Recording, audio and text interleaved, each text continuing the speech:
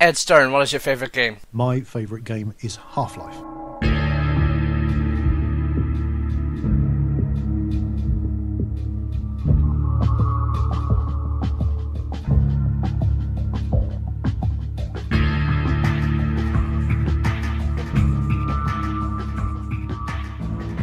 The most important thing to realise is that I'm the third or fourth oldest person in the world.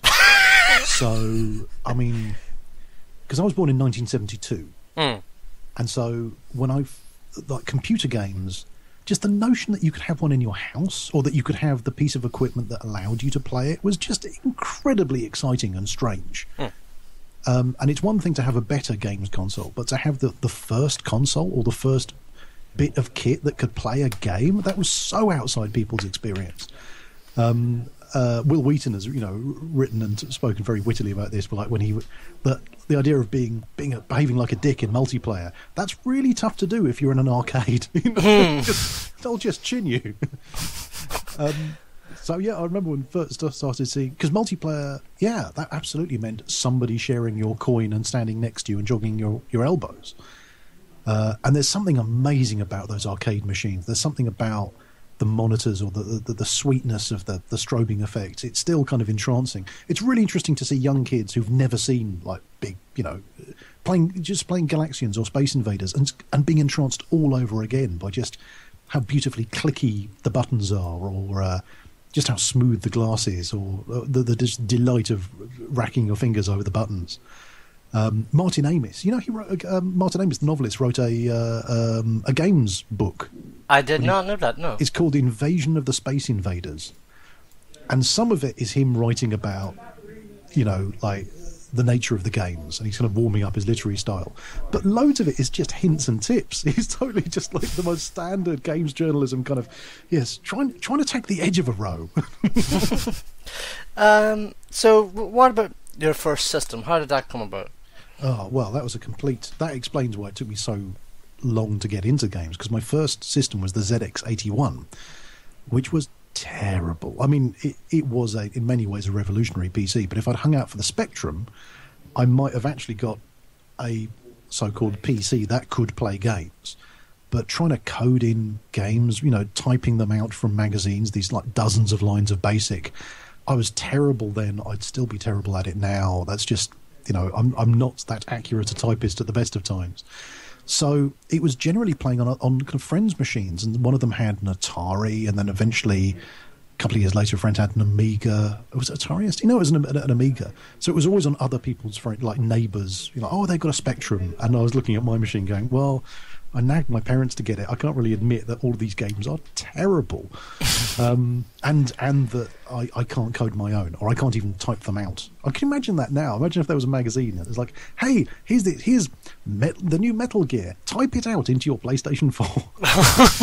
It'll take you 3 years. Oh God! Don't give Kojima any ideas. It'll just take. No one has craft for perfection. It'll take twice as long as it does now for the wait for the Phantom Pain. oh, that's a thought. Yes, I think we should definitely go back to that.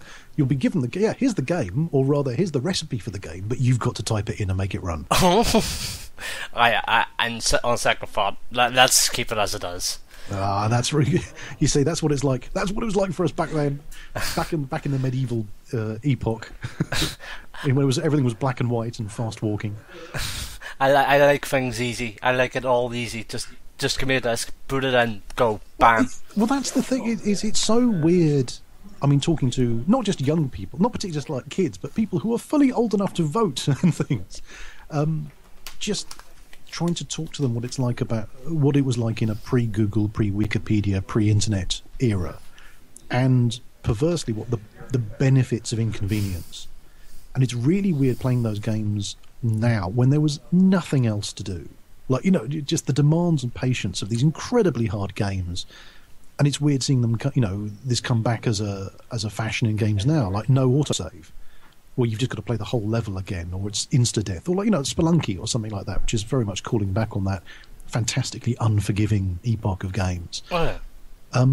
But it was odd looking at Half-Life again, and we'll get to that in more detail, but just realising that room held me up for a week, and I had no idea how to get past it at all. But I was still fully invested in it. There was nothing else to do. It was like they say so about baseball or cricket. The thing about these sports is you've got to remember they were invented at a time where there was literally nothing else to do. These people would have been standing in a field anyway. So further on your kind of gaming life, what was the games that you started going for growing up? The stuff I actually started playing in person, I had to wait till university. So I went to Glasgow Uni, fantastic place, miss it terribly, would love going back. And there was the historical computing department.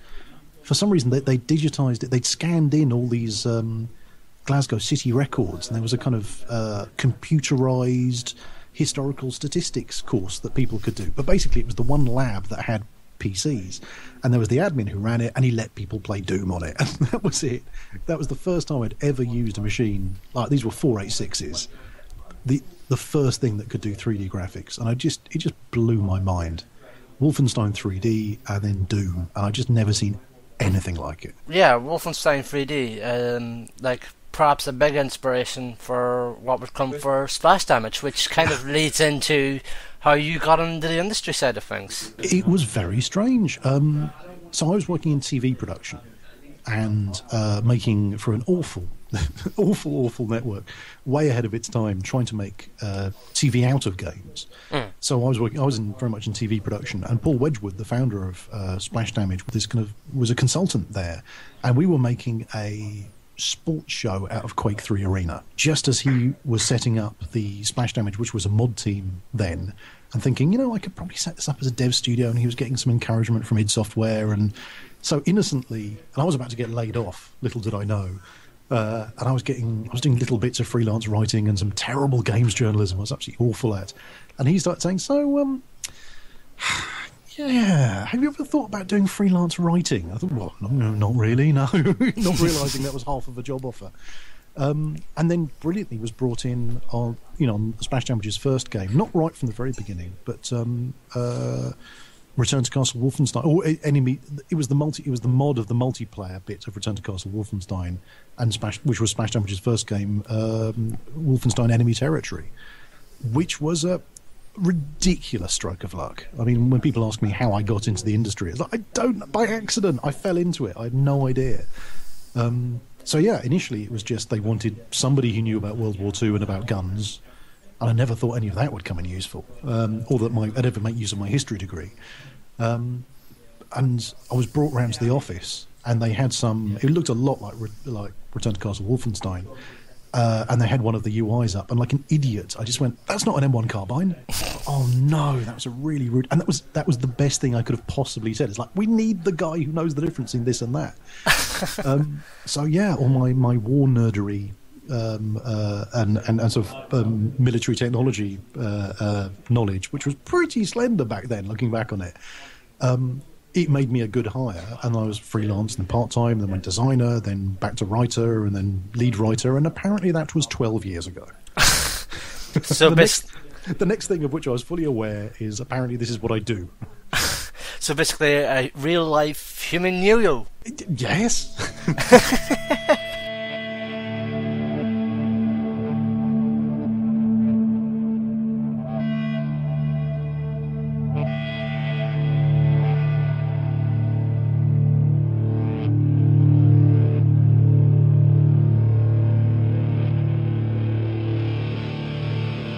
Let's get into your favourite game then, Half-Life.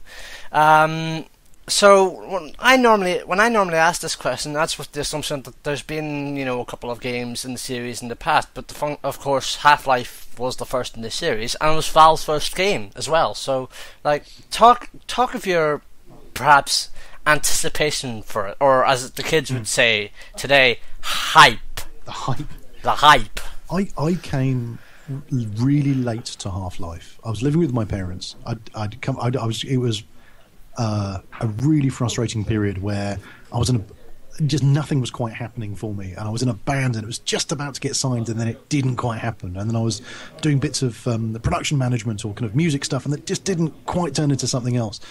And my parents were getting fed up of me living there, and I was fed up of living there but didn't know what else to do. And I was gaming on my dad's laptop, usually ridiculously late at night, which was not bad for a laptop, but it was not a big, pokey games machine. And I'd heard great things about Half-Life, and by the point I got to it, it was the Game of the Year box with the T-shirt. And the notion that I could buy this thing and there was a garment included in it was just the most exciting thing. T-shirt sell, games. Yeah, I wish I'd kept that T-shirt. Oh my goodness. Anyway, I doubt it would fit by now. I could probably wear it as a kind of short scarf. But, you know, I didn't know anyone else who played PC games back then. This was before I had the job making, doing games TV. So I was just trying to puzzle it out from myself, or very occasionally I'd buy a games magazine, a PC Gamer or PC Zone, and go, well, I do what? And there were, at that point, you could start looking up, if you got stuck, eventually I worked out that you could search on the internet. Like, this is how basic it was. I was rubbing sticks together. Like, there were times where I got completely stuck on something, and either I worked out how to skip it. I mean, basically, Half-Life was the first game where I ever entered a console command. That was an absolute first for me. Like, I could no-clip this bit. Ooh. It took me so many goes to get it right, because you've got to change the string in the desktop shortcut to enable cheats. That took me days to work out where I was going wrong there. Another thing that Half-Life was kind of famous for was that it took on scripted sequences, and that was kind of unheard of for a game at the time, anyway, certainly for 1998, anyways. Yeah, well, I didn't realise that was great. I mean, the fact that the cutscenes are all witnessed from first person and you never lose control of your character, I didn't know any different. I hadn't played any or enough games that weren't like that. Certainly not first person games. Now, looking at it now, it's just so elegant. That first really long compulsory, you arrive at you're late for your first day of work, and it's all there. You're looking around the monorail, on the monorail system, and there's all these things are foreshadowed or set up. There's, oh look, there's the surface. Oh look, there's a Apache gunship that you're going to see later. Oh look, there's a rocket. There's some goo, and the brilliance of the voiceover. Just and it's interesting. I've actually, in preparation for this, I emailed Mark Laidlaw at Valve to ask him, just like, how did you do that? How did you know how to do that?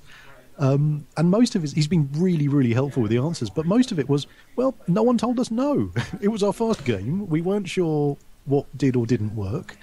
Not that, so many fewer games had been written at all at that point that we really had a license to experiment, and they just landed on this amazing tone. Partly it's down to the actors. The VO actors are fantastic. Particularly, oh Lord, Hal Robbins, who's the voice of Dr. Kleiner, the main scientist. It's just, they're good lines. They're some of my favourite lines. It's probably not a problem, but no, it's fine. That's just a really well-written line, and it gives the actor something really chewy to do. But just the brilliant mixture of the familiar and the strange. Like, I've never been in a big, secret military science lab, but that combination of, please keep your hands inside the monorail at all times. If you know of anyone else. We currently have positions in low risk security and materials handling, and I love the fact that it says you've got a PhD, but all you do is push a wheelbarrow. Like you are effectively a gardener. And like you mentioned, how the game had those no cutscenes, but as well as it felt a very seamless game. Not to mention without the cutscenes. Not to mention as well, like, there was no voice to Gordon Freeman. We had a voiceless protagonist, a first perhaps for a modern video game. It was so well. Yeah, for a start, there's that thing that there are no levels. It's all contiguous. Yeah, it's all, which is astonishing and really hard to do. Although maybe that's a reflection on there are only certain settings that will allow that. So it really helps if you are climbing through tubes, and so you can have an S curve in a tube, which means you can't see either end of it. Like, you can't do that with an open world game. Well, you can kind of stream bits in, but it really helps to have fogging. Just that there are all these technical constraints that they solved in fantastically elegant ways. It just, everything there was really just appropriate and fun and cool and felt right. But also, sorry, you mentioned something else in that question. I've immediately forgotten it. There was the fact that it was contiguous, and there was the fact that and it was a voiceless. Except, I've only just realised playing this through again, you do hear Gordon Freeman's voice, or rather, you hear him breathing.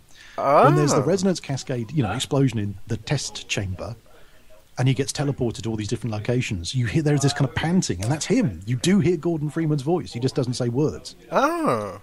I hadn't realised that. No, but now that you've told me, I do. Maybe I'm wrong here, but like, I've never played Half-Life 1 itself. Like the closest that I've gotten is the Black Mesa remake of sorts. Yeah. But like, I've played Half-Life 2 to its completion plus the episodes. But I might be wrong, but you do kind of hear pants and groans a wee bit from Gordon Freeman. There's no exertions. That's the weird thing. The audio is immaculate and it's still tremendous. It's quite low fidelity, but all of it is so good, and you always you hear the threat before you see it, and it's everything's wonderful. When the way your footsteps change when you go from a concrete surface to a metal one, that blew my mind. When you go into an air duct, of which there are many, and the way that even that's set up in the opening kind of monologue, the temperatures in Black Mesa are kept at a comfortable 68 degrees. Of course, there's air conditioning vents everywhere. But no, there's no exertions when you get hit. There's no exertions. Hang on, when you fall, do you go, oof, and you take full damage? No, there's just a crunch. It goes, and then your suit goes beep, and it shows you how much damage you've left. It's really subtly done. It's so smart. The way the user interface and the HUD and the audio and the damage markers on screen, it's a masterpiece. I mean, this is the thing that Valve are great at, is they don't put anything in their games they can't do fantastically well. And if anything, this is the game they made their mistakes in, because it's still got this horrible slithery leak physics. So do not, for a start, first person jumpers are no fun. First-person platform games are just not a great idea. And there's so many bits in Half-Life where you've got to make these precision jumps.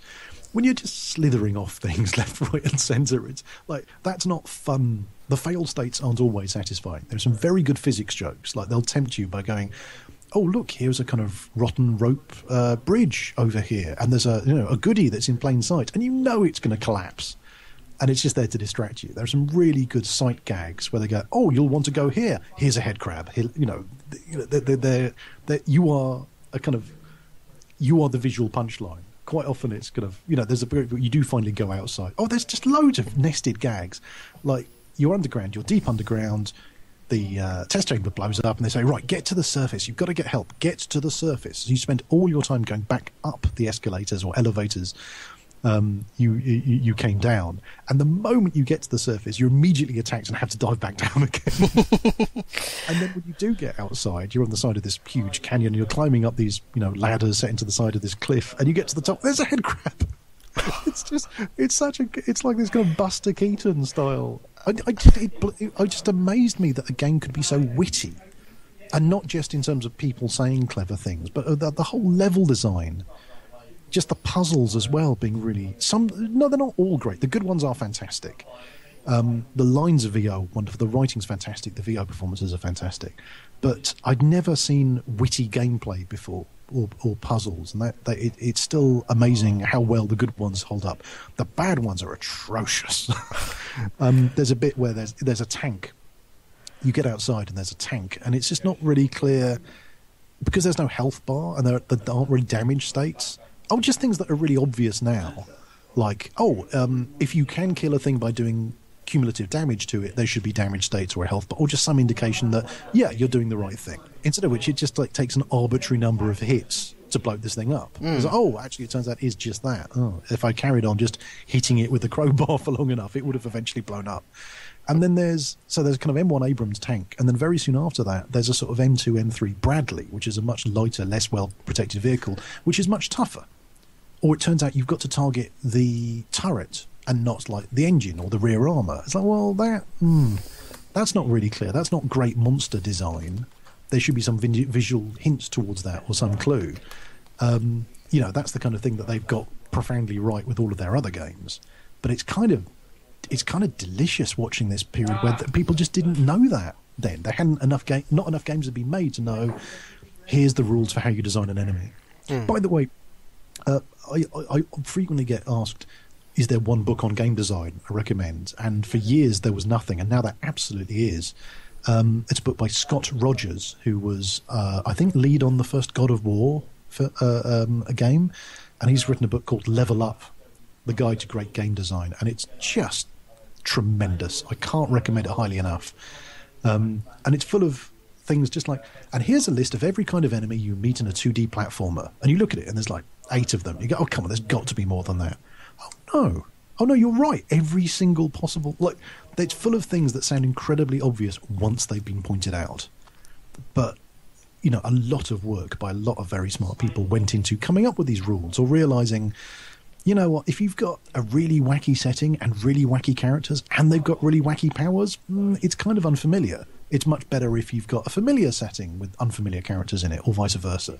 Like, there was a great period of experimentation in the 80s and 90s, and then the genres were pretty much set, and we haven't seen a huge amount, you know, since then in terms of advancement, other than going back to text. That's the weird thing about now with Twine games, that we're back to this kind of 1980s mud technology, which is amazing. We touched upon it slightly just then, but like the set pieces in Half-Life, like it's not just the tanks as well, but like the helicopter as well, something like that.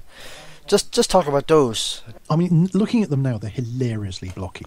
But, there just aren't that many polys on screen because the hardware couldn't handle it at the time. But it's held up pretty well. It kind of feels like Minecraft Call of Duty. Because it's crude, but the animation's really good, and everything in it is really clear. Compare that to, and you can read the characters very well. The environment's not always quite so well, but the characters are immaculate. You can tell when they've taken damage. You can tell when they're just about to complete an action, or how long it takes for them to reload. Things like that. I mean, you could teach an animation masterclass on stuff like the aliens in Halo. Just masterpiece in, this guy's in cover. This guy hasn't spotted you yet. This guy is waiting, this guy's shocked and his shield is down, and now he's back and the shield is up. Like, there are so many cues in the animation itself, rather than any kind of HUD marker or, visual effect. And so even though they're very low res and very blocky, and the animation rigs aren't very complex, they're amazingly good. When the helicopter turns up, the audio is fantastic, if kind of, sort of 8-bit in terms of audio or whatever. So they're all really characterful, even if they're really, really blocky. And then, at the time that was cutting-edge graphics. Now, obviously, no one's ever going to mistake that for photorealism. But they weren't going for photorealism at the time. Even then, they were going for quite a defined, cartoonish, illustrated look. And it still holds up. You can tell. You look at a character. Oh, that's a frightened scientist. Fantastic. Oh, that's a confident marine. That's a space alien dude who's probably trying to kill me. In terms of character design and animation design, it's so strong. It holds up really well. And then all these kind of set piece things that you witness, like the giant aliens, or these things teleporting in, or helicopters turning up. They're still really effective because they're framed really well and they're animated really well, even if they're distractingly Minecraft-ish. We did touch also upon this a bit earlier, the game's continuous nature, but it's not just an element that's become synonymous in Half-Life, of course. It's become synonymous with Valve games, with the exception, of course, of Dota and Team Fortress. Yeah. Is that something we want to see in more games, or do we think it's just still going to be this kind of chapter breakup? It depends. I mean, it sounds kind of pedantic, but it really depends on where your game is set. And this is something that continually blows me away when I think about Portal. Because what other possible setting is there where all of the story is generated by the player actions and nothing else? Like, what possible environment could you... life... It is, the cliche is for multiplayer shooters is, right, why are there no civilians? Because we don't want you shooting civilians, so why is the area Why are there not civilians to shoot? Which is why so many games are set in, and also crowd physics are really expensive. So generally games take place in dystopian, apocalyptic wastelands, because we want the area nice and clear of clutter, and also because we can render environments really well, whereas reality is really tough, and convincing civilians is very tough, and we don't want you killing them. So the test labs for, was it in Portal, was it Aperture Inc? Where else could you set a game that would let you do that? It's genius. Where else would you? Because lots of games are about solving puzzles, and it's a real struggle to try and contextualize them. It's a test lab. The whole point is to solve puzzles. It's so obvious. It's brilliant because of all the things you don't have to do and all the things it lets you do. But the more I think about design, these kind of design questions, it's about what they avoid. It's about what the problems they've just eliminated entirely. And for example, because Portal came out after Half-Life 2, which has, I think most people would agree, one of the most convincing NPC companions in any game. Oh yeah, absolutely brilliant. Brilliant character. Smart, competent, really good company, and fantastic. They haven't done that again. And so then they go to, and the basic issue that all games deal with when trying to represent things is that games are boxes and squares, and sometimes, if you're lucky, they're pistons and hinges. It's really difficult to make those seem like lifelike human beings. Even if you do motion capture and performance capture, no matter how good the performance is, you can't. I mean, there's a myth in the industry, and the film industry as well, this notion that, oh great, you just capture it and play it back and that's your performance. It just doesn't work that way. The human body is so extraordinarily complex. Just shoulders alone are amazing joints. To one degree or another, no matter how high the resolution of your motion capture, you're capturing that data on an amazing machine, and you're playing it back on an animation rig that just has fewer points of articulation. That's just how it is. And if you're lucky, you'd have a particular style. Obviously Naughty Dog are just the masters at this, and the Uncharted series are fantastic. And they're really good at it, and they do what we'd all like to do. They block book the actors. They cast somebody and it's no coincidence that Nathan Drake and Nathan Fillion are proportionally identical. So, the data's pretty clean, but it takes a huge amount of cleanup by the animators. This stuff it's not all handmade, but for example, what was the first Lord of the Rings film with Gollum in it? None of that was motion capture. The technology just wasn't there. What they had was lots of really good reference video for the animators to keyframe. So there's so much of the industry and so much thought and expertise goes into trying to make pistons and hinges look like human flesh, or look like, do convincing actorly movements. And then look what they do with Portal. It's just machines. It's just blocks rising into place. It's just things hinging. And yet they're incredibly full of character. I mean, GLaDOS is one of the great game characters, even when she's reduced to a potato.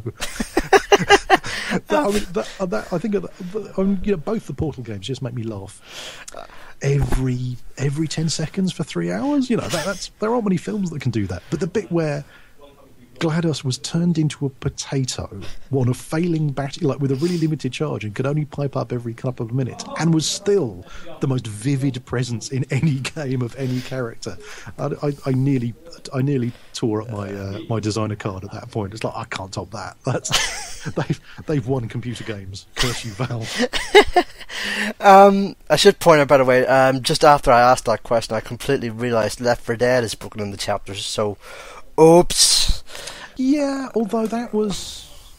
I mean, you could argue that that's realistic. I mean, I love Left 4 Dead, both of them. You could argue that actually that's kind of not quite a failure, because they're both incredibly brilliantly playable games. But one thing that doesn't quite come through is how much it's based on 70s, horror movies. So you start off and there's the film poster of you in this thing.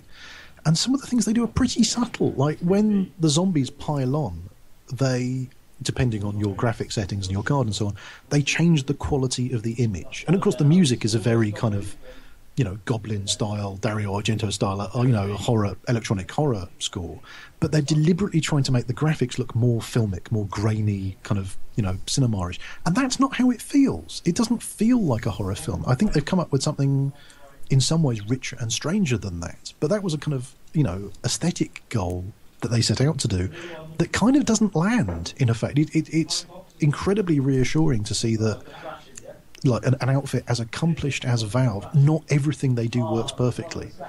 In fact, they're exemplary in that regard, where they will put up, for example, the first previs version of the Left 4 Dead trailer, and they said, "Look, this just doesn't work. Here it is. We tried this. There's this big beat. It's supposed to be scary, and it came off comic." And that was so liberating for me to see. It's like, oh, thank goodness. They're not perfect first time. They have to try stuff out. They have to iterate. Because, also it helps that they're self-funded, so the game only goes out when they're ready for it. Because otherwise I just feel like, oh, God, I mean, look at their stuff. It's perfect. Look at my stuff. It's all full of compromises and, there's loads of things I wish I could do better. And it's so weird to hear them going, oh, we wish you could do that better. That felt like a really bad compromise. It's like, what? Dude, you make perfect games. Stop it. I just thought of something, and that's how Valve can perfectly toe the line in terms of the tone they're telling with their games. Oh, because tone is the toughest thing. Yeah, because you've got so many different disciplines. There's the writing, there's the level design, the character design, the animation, the texture art, the 2D art, the 3D art. It's so tough to keep that all in one place. So it's no surprise that the most narratively coherent games being made today are the ones made by the smallest teams with the fewest moving parts. You can just focus on something really specific, and that's the thing I love most about particularly the indie games that deliver one really focused kind of authored statement, like Papers, Please. Deliberately really low-res animations, but exactly what they want you to feel. Or, I don't know, This War of Mine, or Gone Home. Deliberately, they could have made that much fancier visually, but that would be misleading, and it would give you false expectations about what that game's about.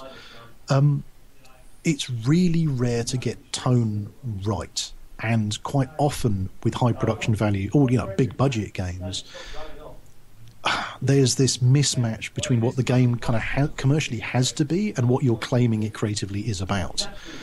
And I think the clearest example of that is Bioshock Infinite, which for me, I've got a basic failure as a critic, because when I look at things, I tend to ask, how well did they execute that brief, rather than should they have done that in the first place? Like, for me, I don't really think about whether it's a good problem. It's just like, how well did they try and solve it? And that game was only ever going to be around running and shooting things. So it's a problem when you've got these cutscenes that are alleging that it's about more than that. And where cutscenes do well, it's about establishing context that makes your gameplay objectives and mechanics meaningful. Oh, I get it. I do this, and this is why that's a big deal. When it doesn't work, they are trying to carry a thematic burden that either the rest of the gameplay can't sustain, or it's actually contradicted by the gameplay.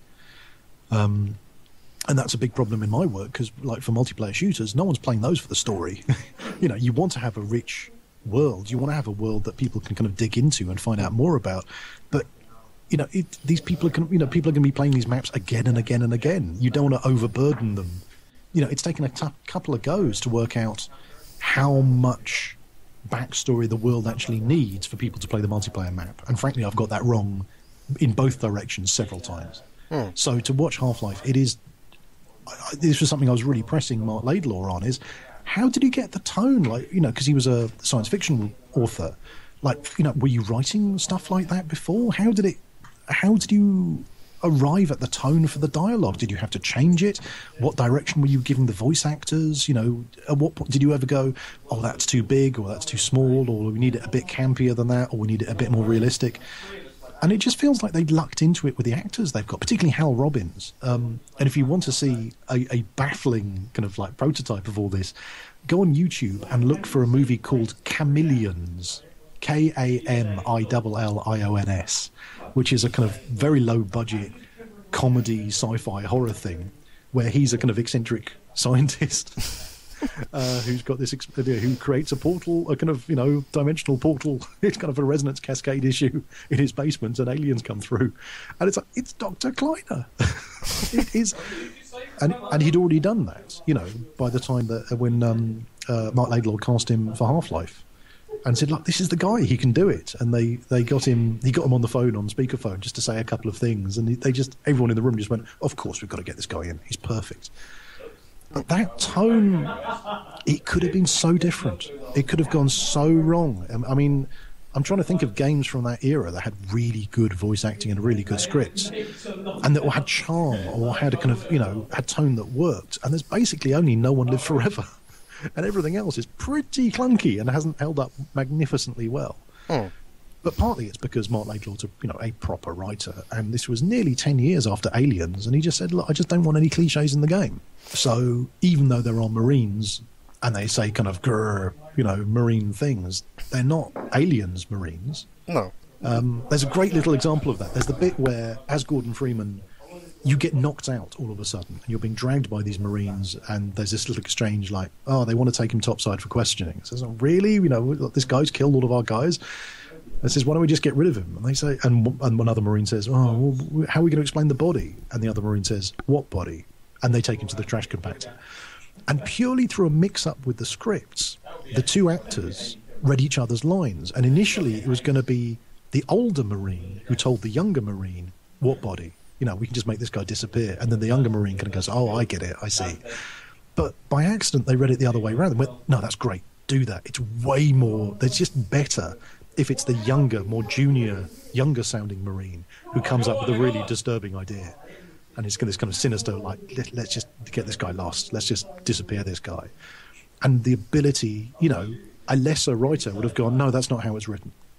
I want it that way around. But to realise, oh, wait, that's way cooler if it's the young guy who comes up with a more sinister idea.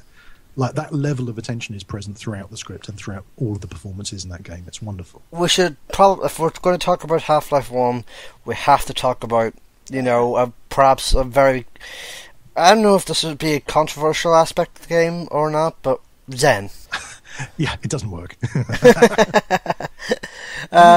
Thematically, it ties in really nicely, and I think this is a problem with lots of writing for games and for movies as well. Is that there's a temptation to think, oh well, this adds up thematically, like this actually counts. It's all been leading towards this, but it just feels like it's this weird coda at the end that's actually got nothing to do with the rest of the game because the gameplay action is so different. In fact, thematically, it's all been leading up to that. There's lots of little touches, or when you first realise that these aliens being beamed in, they're already been collecting them, and there's you go to that holding area, and there's this little crab of a little pen full of head crabs that get teleported somewhere else. And it's actually been set up that Black Mesa has been trying to find these specimens, and they've been sending people out in HEV suits like you're wearing to this other place. But that's not how it feels like for the player. That's not a meaningful change. I mean, I was thrilled and amazed the first time you go into Zen and you see those previous Gordon Freemans, like, dead. Like, oh my God, they've been doing this all along. In fact, I so hoped, before Half-Life 2 came out, I so hoped that the sequel to Half-Life 1 would be that kind of initial building of Black Mesa, where they've just started getting hold of the G-Man would be there, Kleiner would be younger, maybe have sideburns, and sometime in the 60s or 70s, they were starting to do these first trips to gather specimens, and they hadn't attracted the attention of the Nihilanth yet. They did okay with Half-Life 2, though. I'm not complaining. So let's touch upon someone you just mentioned that we've not mentioned at all until now. That is the G-Man. There was a great bit of direction they gave the guy, and they said, like, he should feel uncomfortable with human language. So you just, Mr. Freeman, it's like he hates making those noises. That's a great bit of direction. It's one of the things that writers always mutter about is what's the best bit of direction you can give an actor, and it's incredibly flattering as a writer or a director when an actor comes up and says, "Oh, that was a great note." So I'm always a bit suspicious of actors who say that, because it's such an ego stroke for a director or a writer. "Oh, that was a great note you gave me." And one of the great writer stories that gets told again and again is there's Billy Wilder, the great Hollywood director, he was shooting some scene, and in the background there was an extra, set in an office, and there was some extra, and he was just there, being an extra in an office. And in between takes, Wilder, the director, who has no need to talk to this extra at all, just whispers into his ear, "It's the taste of the stamps." And it's just a perfect bit of direction, because it's something really, it just gives him a really clear thing to have in his head. It's a sensual thing that you can really draw on, and it's a whole world of that guy's, like, this office worker's situation. Like, I could cope with the bad pay, I hope with my boss and with my idiot co-workers, but if I have to lick one more stamp in this bloody office, I swear, it's just a whole world in one line. And it's very rare to get writing of that quality, or direction of that quality, or just something where you get a little line and the whole world comes out of it. Like, and there's some lovely touches of that in Half-Life. Like, there's one scientist who just says, they're going to the surface, but everyone's trying to get to the surface, but what happens when people find out what we've been doing down here? Or there's one Marine who says, "Really? We're shooting civilians? Like, that wasn't... Who came up with this mission? Like, killing monsters, sure, that's why I joined the Marine Corps, but this seems wrong." Or when you finally get round... you're about to go to Zen, or is it the gluon gun you get given? I can't remember, but one scientist says, "Yeah, I invented this, but that's the gluon gun guy." And says, "Yeah, I invented this, but I can't bring myself to use it. But looking at Gordon Freeman, you look like you're a killer. You could do this." And yeah, by the end of it, you've basically wiped out a whole species. It's a really, like, Deus Ex, I guess, is the other great example of a game from around that, but actually a bit later, where you just realise that you didn't have to put your brain in a tank to play it. Like, it was actually about stuff that you responded to it as a reader, and that as much thought has gone into it as a well-written film or book. There still aren't many games, partly because it's just very difficult to make narratively coherent games, but it's so... Your hands are so tied as a writer, because you can't do it all with words. You've got to use all these other disciplines and all these other people's work, and all these animators and artists, and they've all got their own interpretation of it. And you're very rarely in charge of the process. So unless you're, James Cameron, and you can say, "No, do it again." I don't care if you've rendered that scene, you're going to do it again. The guy who renders your scene may not even be in the same time zone as you. It may be in a completely different place, and the CG trailer comes back or something. It's like, "Oh, they made it look like that. Okay, I guess I better change the script then." So yeah, there are definitely bits that don't work in Half-Life. I think it was an incredibly smart choice with the G-Man that, they just don't make him a quest giver. He doesn't keep nudging you along and saying, "Now, Gordon, you're going to have to do this." You get scientists saying that, but he was just to have this guy who doesn't really talk to you till the end. That's amazing. That's really, and I mean, I don't know. I think there would be. I'd love to read someone's thesis on just narration, VO narration in Valve games, because there are so many smart choices being made. In terms of GLaDOS or the NPCs you meet in and set up the next bit, or the security guards who say, "Oh, just the very fact that he's pleased to see you. Hey, Gordon, good to see you. Guess you're in the barrel today." Or if you press the alarm button right at the beginning of the game, it says, "Freeman, what are you doing? You're trying to get me in trouble?" The fact that he knows you, and there's that kind of belief, even though it's quite an extreme, crazy situation, it's just the ability to sell a kind of mundane office relationship, as well as, "Oh, by the way, there's been an interdimensional space invasion, alien invasion." That's pretty high quality writing and performance. I'm still kind of in awe of that.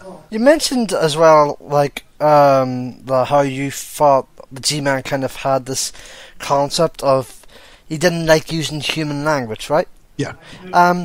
A funny thought just popped into my head. Like, we all know kind of the G-Man is this kind of puppet master, so to speak, of the series. Yeah. And a funny thought just came into my head.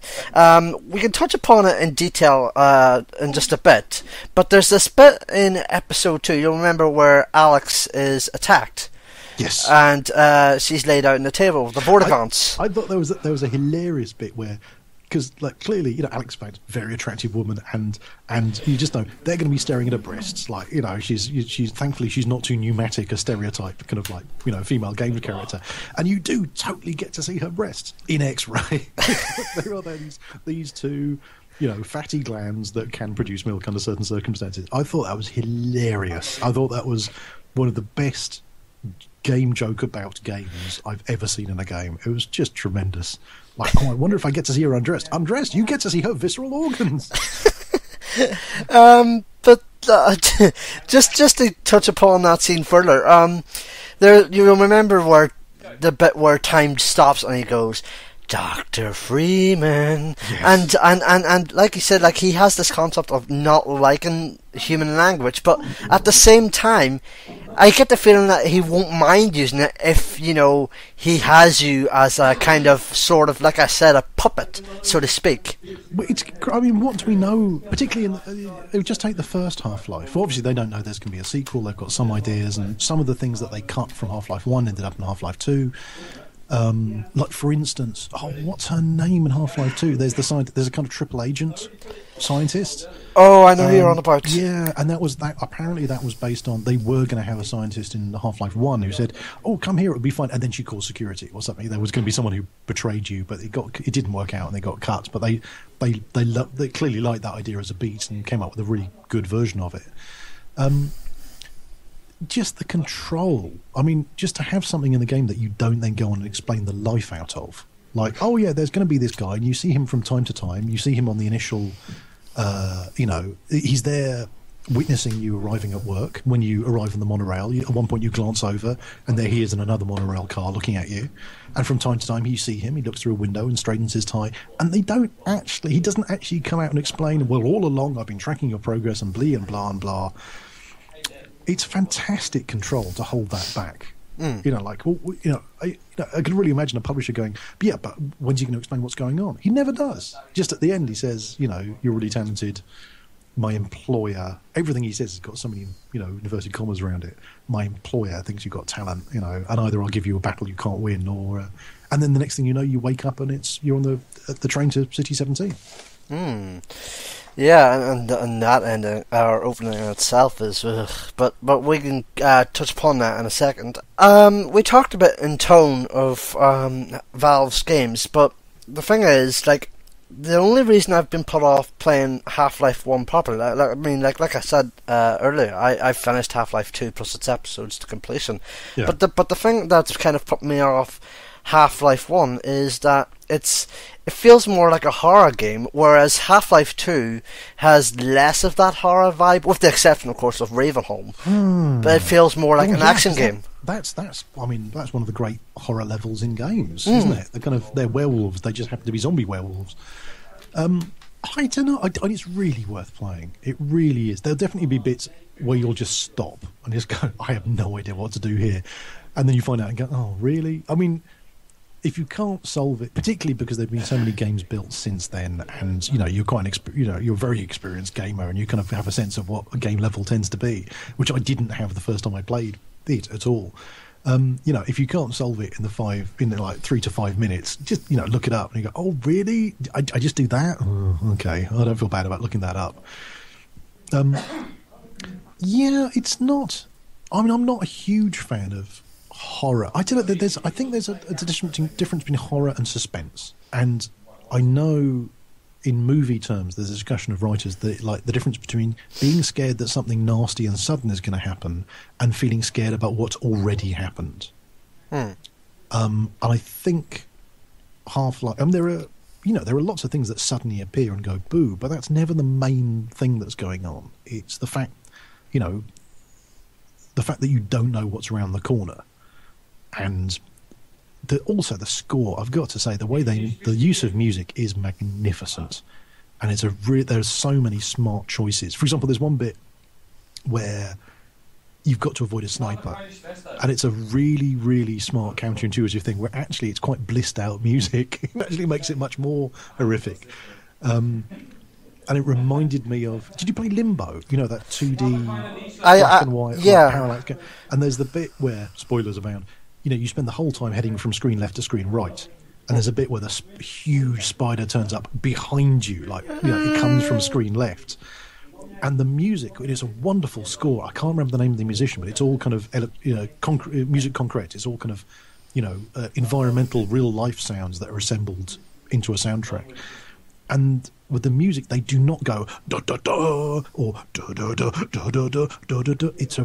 It's a strangely peaceful and detached bit of music, and it makes it much more horrific. It's much more disturbing that way. It's a really smart choice. And I think that's how it is for Half-Life 1. Like, there are some strange things, and they certainly make you feel like, wow, this is really bad. This is a really bad thing that's happened. But it's not, it doesn't strike me as a horror game. But then again, it's not Silent Hill either. You don't spend your time running around in mist going, oh, my daughter. No, I don't mean to imply it in that way, but I think, like, what I've heard, or not heard, but like what I felt of Half-Life 1 is that it did have a bit more of a horror vibe than the action vibe Half-Life 2 mostly has, obviously with the exception of Ravenholm. Another thing I want to touch upon about Half-Life is its lore. And not so much in the games itself, but how they lapse into other Valve games. So in this case, obviously being Portal, because of course there's Aperture and Black Mesa. Well, it's no. Basically, where can you set computer games? Particularly when you've got pretty fierce tech constraints and hardware constraints. You want a series of boxes. You want sealed rooms. It's very tough to do open environments unless you add loads of fog, so you don't have to render to the horizon. So games tend to be set in prisons or forts or castles or space stations or under the sea. You know, like there's a good functional reason why it's like that. So yeah, in a way, it's a kind of chaotic Portal. You know, there are weird science things, and there's certainly not a shortage of physics puzzles, but it's a very constrained system. There's a wonderful blog which I nick loads of stuff from called Building Blog, but it's spelled BLDGBLG, Building Blog, which is it's fantastic on architecture or conceptual architecture or cityscapes or just weird things like urban exploration. And there's a wonderful article there about the first Die Hard movie and how it's this weird inversion of how, like, the hero John McClane just inverts the skyscraper. You know, he uses every part of the building against. You know, he kind of turns it against them, and he's always going into pipes and fissures and using, you know, going up on the roof and coming in, going in and out of doors or windows in weird ways, or, you know, using the fire hose to crash into a lower floor from the outside. I remember when I was reading that, just thinking, Half-Life, that's exactly what happens. Here's this, you've been shown this environment in the opening crawl, you know, you take the monorail in, you get shown all these environments, and you have to traverse them somehow, or use them to solve puzzles, or, oh, okay. I mean, a lot of the box dragging puzzles, mainly because the jumping's so little fun. There's some really nice little box puzzles, but trying to judge the jumps and it's really tedious. That is not fun. Yes, it is no coincidence it's the first game I ever used a no-clip command on. So let's talk briefly then about the expansions for Half-Life 1, because we've not really touched upon those yet. Opposing Force, of course, and Blue Shift. They were great. Yeah, I loved them. Opposing Force is really good. So you play a Marine who's sent in to close down, you know, to seal the breach, and they're really, really good. There's Opposing Force, and Blue Shift is where you get to play Barney, which is fantastic, the guard. There's also another one. There was a co-op one. I think it was... Yes, it was made for the PS2 version. That's right, where you get to play a woman scientist, and you're the one who positions the sample, like, that then gets pushed upstairs, that then, you know, basically you position the wheelbarrow that then gets sent up on the lift, and then Gordon pushes it in, which I thought was very funny. That was a very witty way of doing it. But it's the gift that keeps on giving. It's such a rich environment. There's such a clear before and after. I mean, admittedly, Blue Shift, you only ever get to see the after, but it's such a... I mean, in some ways, the star of the show is Black Mesa. Like, I would love to play more games just set in the Black Mesa thing. I'd love to see an up-resed version of that. It's such a fascinating place. It's made for such strange reasons and such catastrophically weird things happen there. I thought that was an interesting question. Is what are the great game locations? And surely Aperture Science and Black Mesa are in the top 5. So let's touch upon something then that has been talked about for a very long time. The legacy of Half-Life. What do you think it is? I think it still sets a bar. I mean, it's an old game, but I think it's still unequaled. I think it's interesting that, when they made Half-Life 2, they set out to do something different. They wasn't like, well, let's kind of give more of the same. They did so many different things. Arguably, the physics puzzles thing were not always much more fun than 3D platform jumping. But I don't know. It's still. I think my fear was when playing it again to do this is finding out. Oh, well, it was kind of great in the 90s, but it's very old hat now, and it's really held up. I'd really urge people to check it out. I mean, let's face it, if you've got Steam, you've got it. It's in there. If you are a PC gamer, it is there to be played. It is fascinating, even though it does look like Minecraft first-person shooter. The ideas are so good, and the execution is so good, and the music and the ambient audio is still, even though it's very low resolution or low fidelity, it's still really good. But it's been a colossal inspiration. I mean, I feel so fortunate. I know it's certainly been, even though I haven't got to work on those sort of games, it's an absolute touchstone for me. You just go, well, look, here's what's possible. You can have a game as well written, as well conceived, and as well implemented as that. When it comes to writing audio, I mean, Valve set the bar there as well. They've just got, they've got the greatest writing team in games. But, even if you're not writing on the same genre or kind of in the same medium of game or genre, you can still just aim to have lines as short and as memorable that give actors as interesting things to do as they have. It's really interesting. If you go look for a transcript of the VO lines in Half-Life 1, and pretty much half of them are the first 5 minutes of the game. I was really shocked how little voiceover there is in the game, but all of it does loads of work. Yeah, that's worth bearing in mind when I'm writing another, 30-page backstory screed that no one's ever of lore that no one's ever going to care about. I mean, that's kind of that's the thing for the speciality of the writer is I forget, I can't remember who came up with this phrase. I think it may have been Jim Swallow, that you do a lot of writing on a project that kind of doesn't end up anywhere and no one ever ends up reading, except for maybe the development, the dev team. But it's like dark matter. It stabilizes the universe. Like if you hadn't written that, everything else that does end up in the game wouldn't be as in tune. Hopefully it is in tune. But Half-Life 1 still stands out as just this really beautifully written, beautifully made, completely groundbreaking game. Even if nothing in it was... I mean, there've been other games with teleporting, there's been other games with aliens, there've been lots of other things, but none of them was good or put together with as much care. And I just think whatever discipline you work in, or just as a gamer, let alone as a developer, there's just so much to draw from that. I mean, it's kind of laughable to think of it as being cutting-edge tech, at the time, because now it looks so crude. But it's just a beautifully balanced game. And even though... And the things that are wrong with it are severe, but they are minor. They are just flying on the elephant. They are such minor distractions compared to what it brings. And I think there are some groundbreaking things that have a malign influence. I think,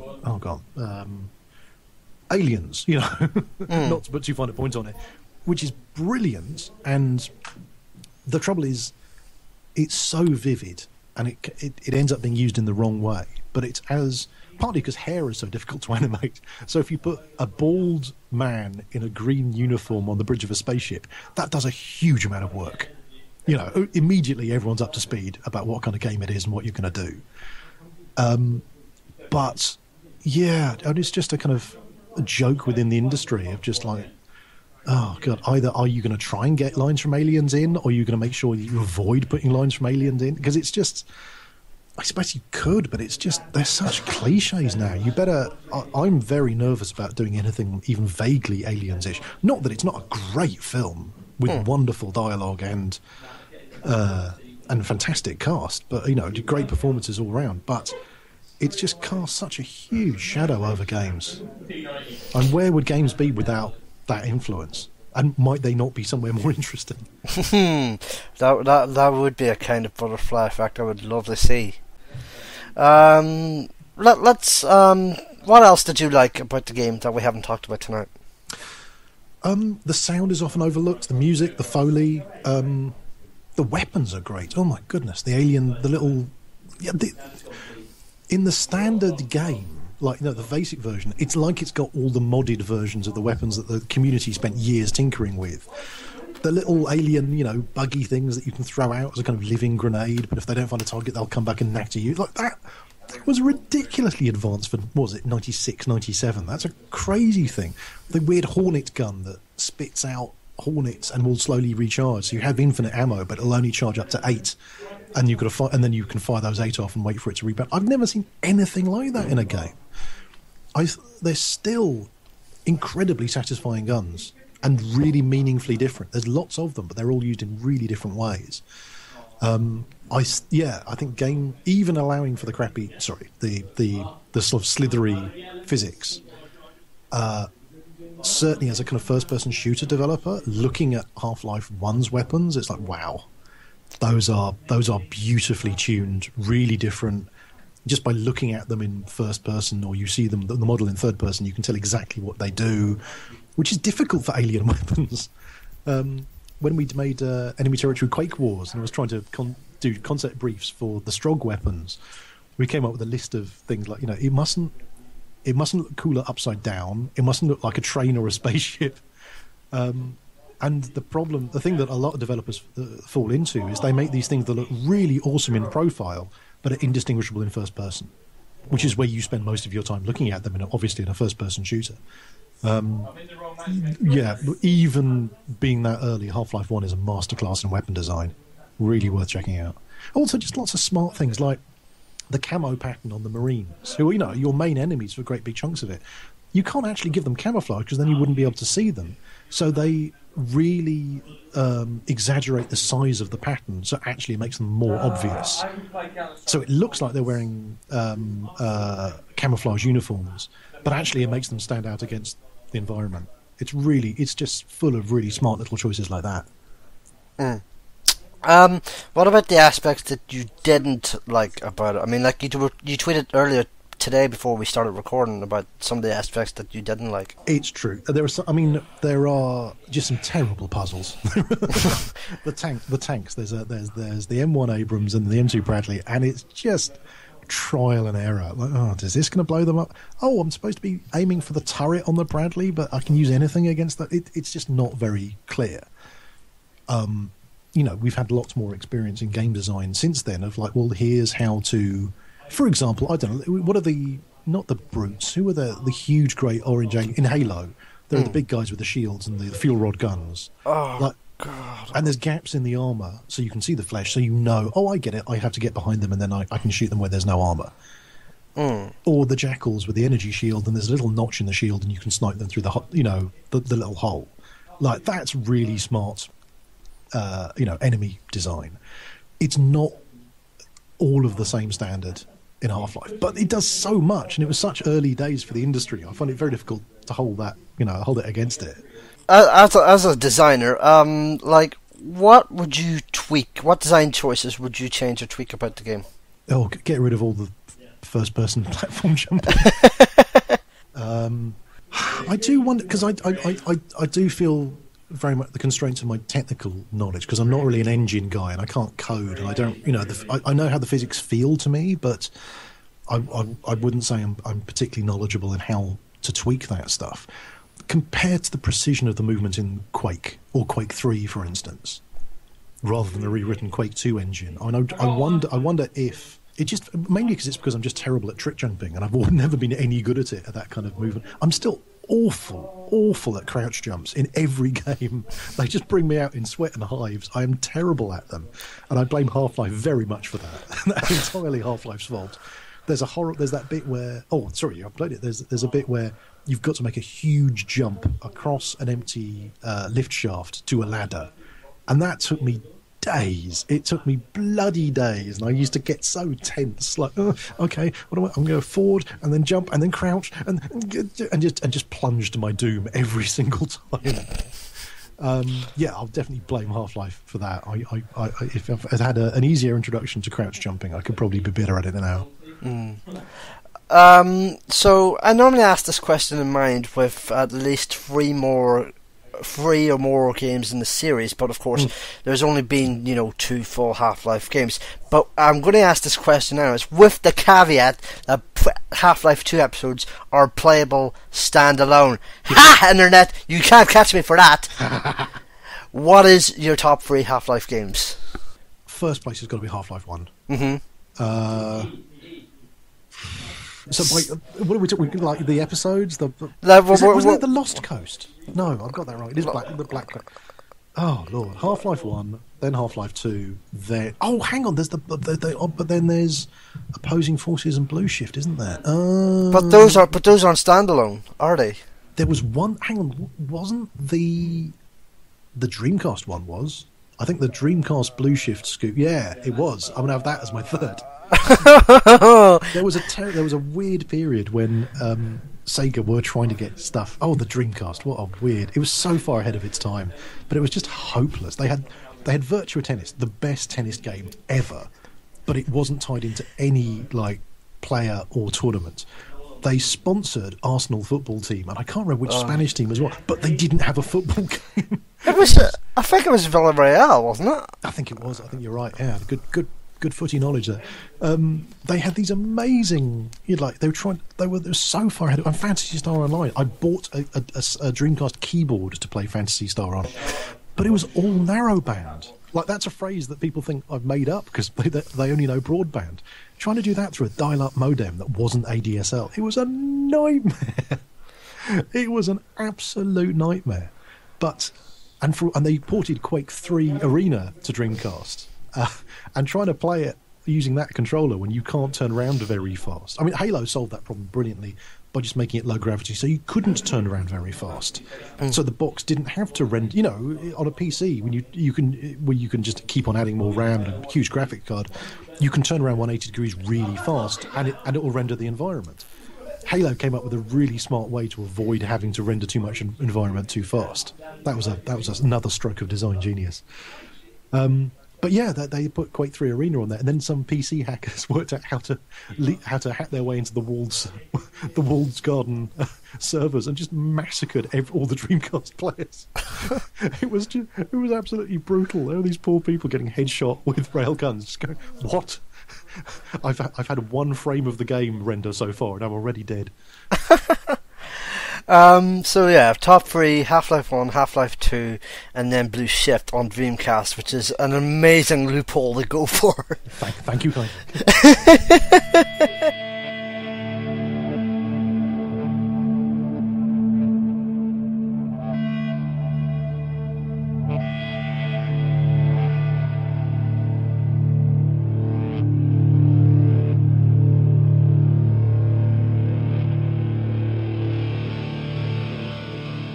Honourable mentions. Finally, we can get off Half-Life now, because oh god, we've been talking about Half-Life for such a long time. Okay. So, honourable mentions, go for it. Oh, other games of that era and epoch that were big influences, or just favourite things? Favourite games. So honourable Deus Ex was a huge deal. That was an enormous, because it was so smart. It was so well written. I remember. Oh, look, they've talked about the Illuminati. Oh, okay. Well, I think you'll find, Mr. Computer Game, that I know a little bit about that. Oh, wow, this game knows more about the Illuminati than I do. Oh, and the notion that there wasn't, we're so key to going. There's a way to beat the game. There is this one way. You're kind of interrogating the game to give the question, to answer the question, how do I beat you? And you find this optimal path and you do it. And the notion that at the end of the game, it just asked you what you believed. No, how do you think the future should go? Because that's how it's going to be. I'm not going to tell you as a designer this way is right. It's about your beliefs. And I'd never been asked that by a game before. It really floored me. I thought I thought I just kind of misconstrued it or misconceived it because my ethical beliefs had never been questioned in a game before. That was amazing. I'll also put a word in for quite a forgotten game now called Blood, made by Monolith, they also made the brilliant No One Lives Forever. There was Nulf 1 and 2, which are just still two of the funniest games ever made. Oh, I wish they'd make another Nulf. It was so good. But yeah, the first shooter I played hang on, is that true? Single player? Oh no. Okay, there was Doom, Wolfenstein 3D, and then Doom. But the third game I spent lots of time with was Blood, which was a weird kind of comic horror shooter. And it's really something. This was before mice, by the way. I was doing this all with page up, page down to aim. And I played that. I was living abroad at the time. I played that on a friend's PC, and that was kind of amazed by that. Didn't play Tomb Raider. I just found that terrifyingly difficult, and I just kept on falling off ledges, and it annoyed me. And I bought it, and then was playing it on my dad's laptop just before I was playing Half-Life. And the music in some of the levels was really scary. Oh, by the way, designers, check out Blood. It's got the best explosives mechanic in any game.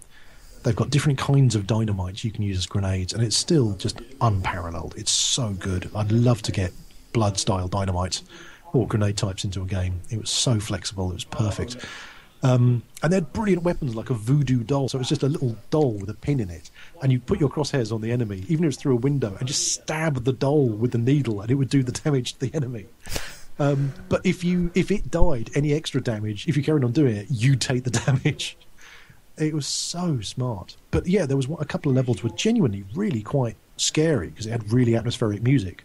And it took me by accident, I realised that it was just playing the music off the game CD. So I just stuck on the Fatboy Slim album instead. The whole thing became a lot jollier. Oh boy. Any others? I played a Harpoon. There's a very hardcore naval and air warfare sim. Close Combat.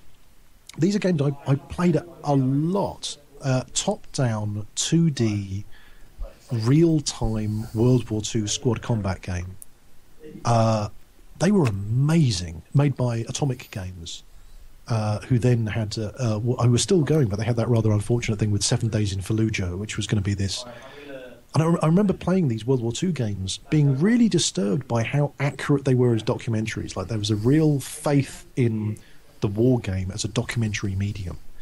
And, they had actual soldier names as the little individual soldier. Each soldier had their own names. The audio was amazing. They're really atmospheric games. Graphically pretty crude because it's all top-down 2D sprites. But I remember hearing about 7 Days in Fallujah and go, oh, of course, they really have a confidence, that studio, that they can tell a story about warfare using games. And it was the idea of the thing that people... I don't think anyone played the game and found it. It's just the notion that you could play a game about a conflict that recent and that it wouldn't be a travesty. Just people couldn't accept that. No one played the game. No one saw it. And from what I can tell, it was the publisher just saying, look, we really believe in the product, but it's going to be impossible to sell this game. We just can't do it. So kind of kudos to Atomic for having that faith in games as an art form and as a narrative medium, but it's still just so problematic. We're still, it's kind of misguided, but it's not without cause that people are suspicious about computer games as a medium to tell genuine truths and genuine stories about complex and difficult subjects. But yeah, Close Combat are very, very respectful. World War II. The first one was the second one. The first one was D-Day, and the second one was the Operation Market Garden, and then the third one was the Eastern Front. They're really worth checking out. Someone's got the rights and has repackaged them as something else, but those were major games. That was I spent a lot of time playing those.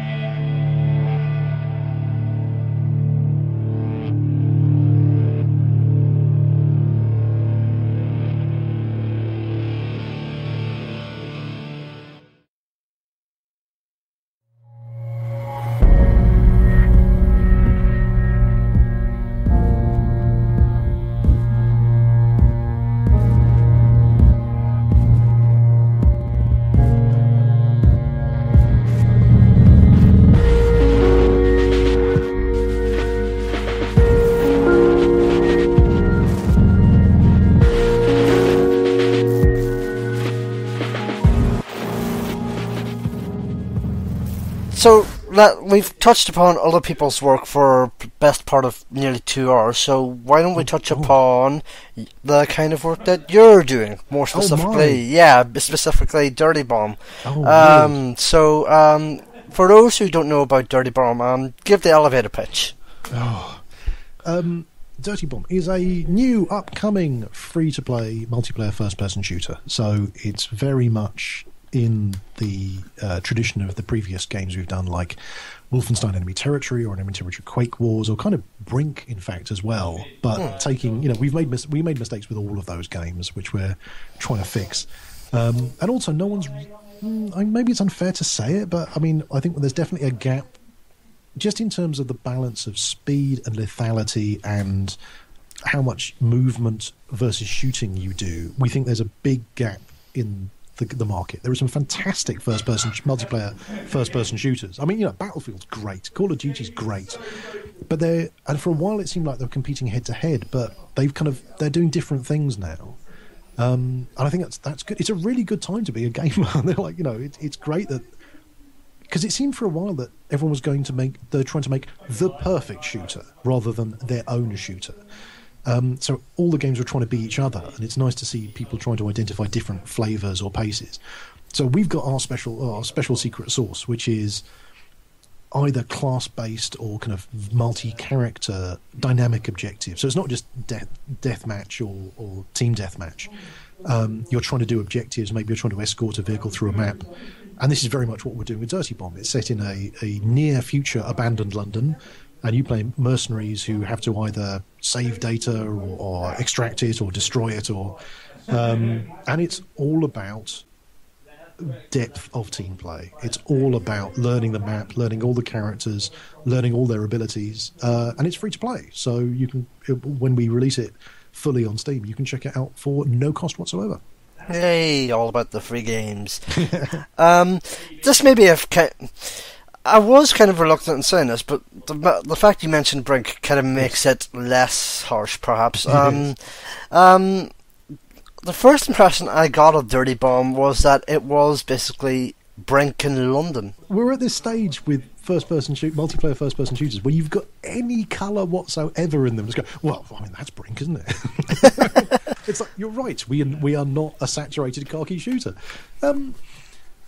It's weird, because when Brink first came out, everyone was saying, oh, well, that's TF2. It's like, well, yeah, you're right, we don't look like Call of Duty either, but it doesn't look anything like it. Not that TF2 isn't brilliant. I mean, that for us is the challenge: is why on earth would you not play Counter-Strike or Team Fortress 2 instead of whatever else we're pitching? We've got to come up with a really strong bid for players' attentions. We've got to give them really good reasons why there's something that we can give them from this game with Dirty Bomb that they can't get from these other games. So it's good to have competition that fierce, because TF2, Counter-Strike, they're not bad games. No, really absolutely not. And nor are Call of Duty or Battlefield. These are great games. Brink, we tried to innovate on every front. We made some, and also it shipped buggy. It was just unforgivable. We're still trying to. I think we as a studio have, it's incumbent on us to win back people's trust by really delivering on what we're promising, because we frankly failed to do that. By the time people who played the patched version of the game went, oh, this is all right. This isn't, quite a lot of them liked it.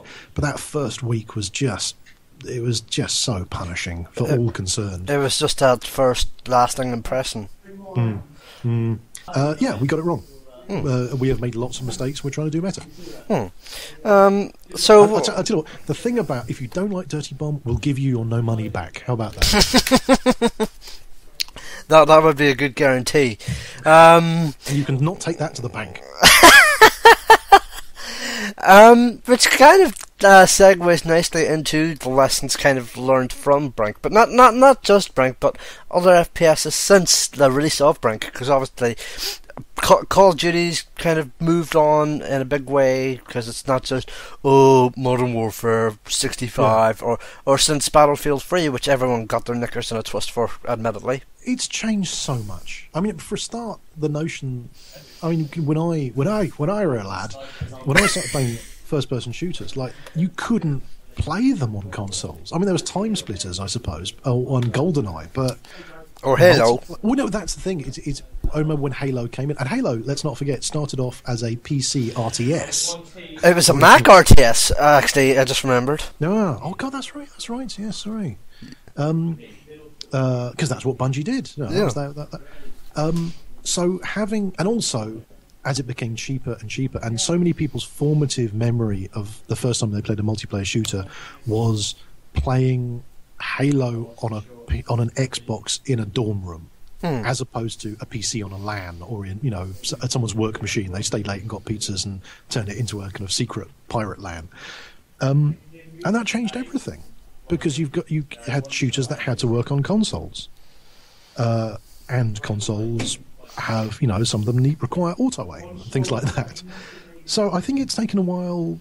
We're trying to come up with a shooter to do all of them, or do you come up with a separate version for each one? I think it's taken a while for that all to kind of shake down and filter out. So it's kind of a relief to us to, just be making sorry, great swearing in the office behind me. To be making a game that's PC only, so we can really focus on, right, we're looking for this profile of player. It's exactly this pace of gameplay. We're not trying to make it cross-platform. We're not trying to make it work on all these different machines using the same, the same engine. And we're not trying to make it work for both kind of maybe more general console players and really hardcore PC players. We can be a lot more selective in who we're making the game for. So yeah, Dirty Bomb, it's in closed beta right now. That's right. Yeah, we'll hopefully have an announcement about that fairly soon, about opening that up.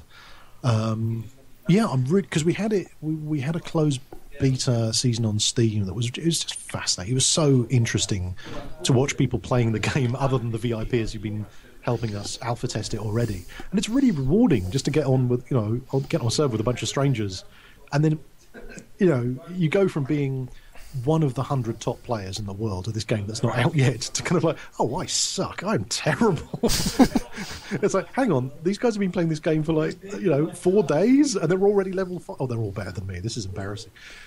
But it's so rewarding when you first get to play the game with people who you haven't made the game with, directly. You're just not in the same building as you. So that's, selfishly, personally, a lot of fun for me. I just can't wait to get it out and see what people make of it. We learned a huge amount. And also just scaling and load testing and player matching. You just can't emulate that stuff. You can't, or simulate it, rather. You've just got to put it out on the real world, on the real internet, and have real people playing it on their machines. Maybe they've updated their graphics drivers in the last 3 years. Maybe not. Who knows what combination of hardware they've got. You've just got to get that data from the real world. You can't, there's only so much you can solve in theory, in the studio just by thinking about it. You've just got to get it out there and get people playing it. Absolutely. So it's definitely coming out this year. Oh, yeah.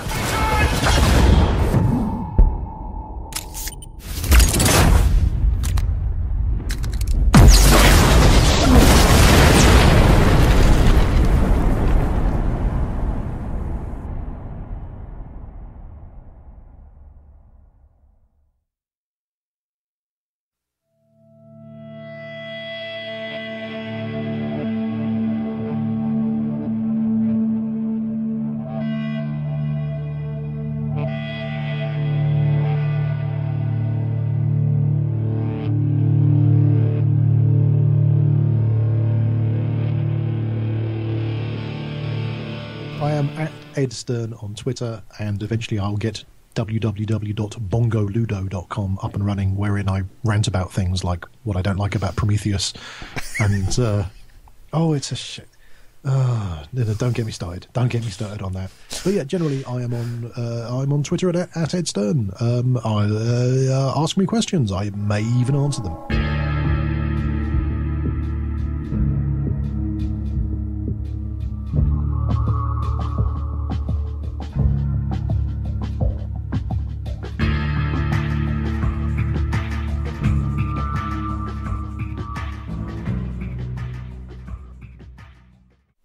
Thanks for listening to my favourite game, and with belated apologies to Ed Stern's girlfriend. Next week, Julie Horup on the Binding of Isaac. Until next week, bye bye.